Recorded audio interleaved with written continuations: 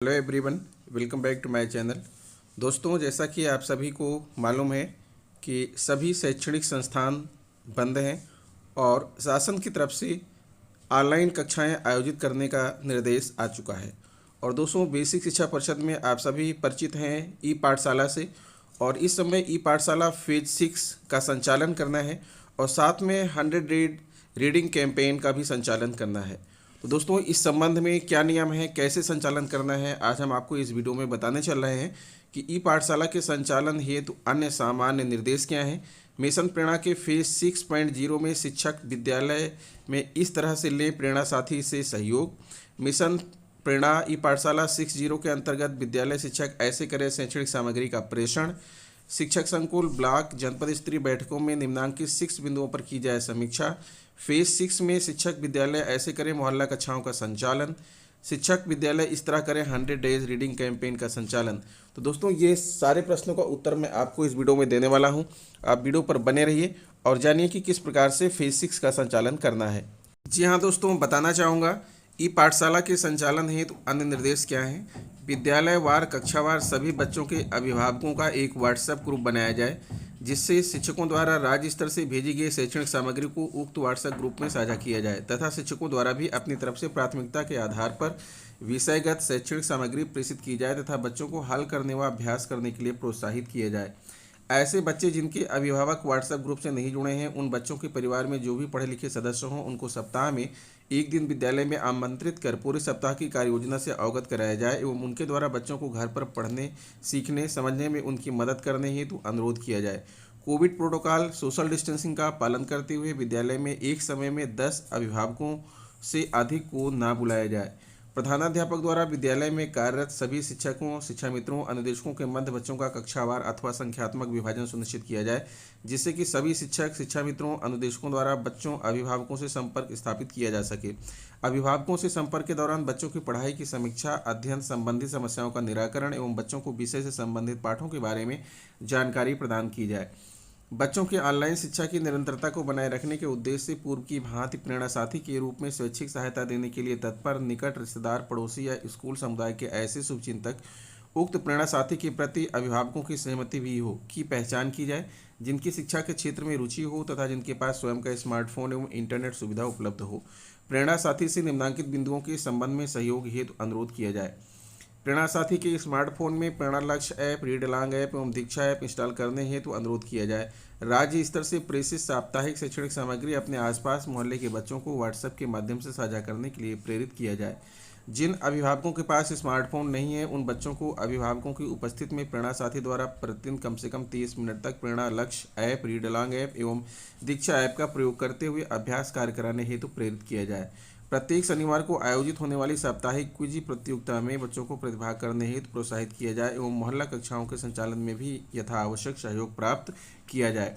शैक्षणिक सामग्री का प्रेषण ई पाठशाला के संचालन हेतु राज्य स्तर से कक्षावार एवं विषयवार शैक्षणिक सामग्री व्हाट्सएप ग्रुप के माध्यम से प्रेषित की जाएगी, जिसे शिक्षकों द्वारा प्रेरणा साथी अभिभावकों के व्हाट्सएप ग्रुप पर साझा किया जाएगा।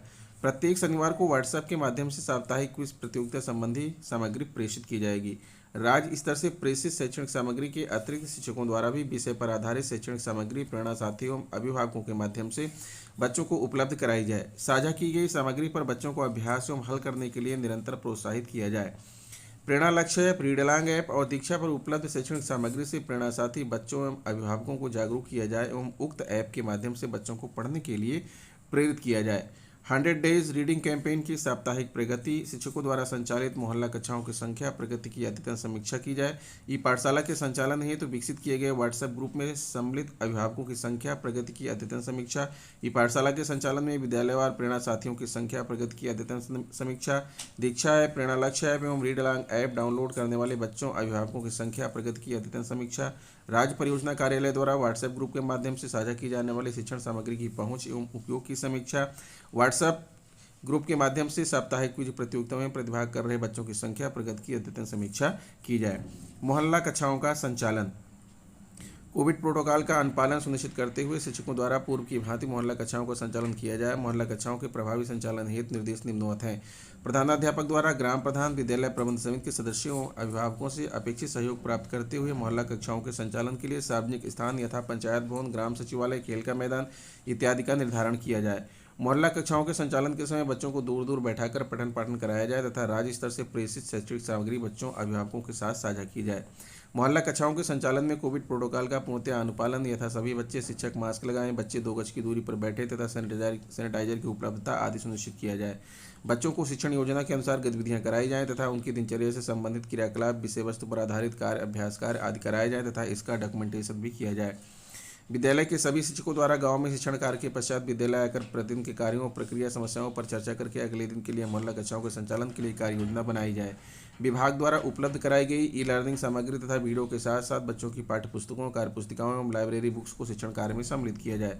जिन अभिभावकों द्वारा बच्चों को मोहल्ला कक्षाओं में नहीं भेजा जा रहा है अथवा उन्हें अनियमित रूप से भेजा जा रहा है, ऐसे परिवारों को चिन्हित किया जाए तथा होम विजिट्स के माध्यम से उनकी काउंसलिंग करते हुए मोहल्ला कक्षाओं में बच्चों की प्रतिभागिता सुनिश्चित की जाए।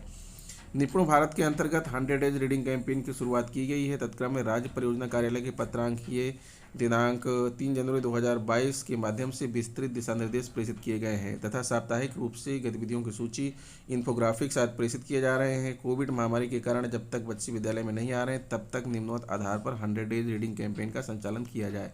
100 डेज रीडिंग कैंपेन के अंतर्गत गतिविधियों का साप्ताहिक कैलेंडर तैयार किया गया है जिसे बच्चों, माता पिता, भाई बहनों एवं परिवार के अन्य सदस्यों की सहायता से किया जाना है।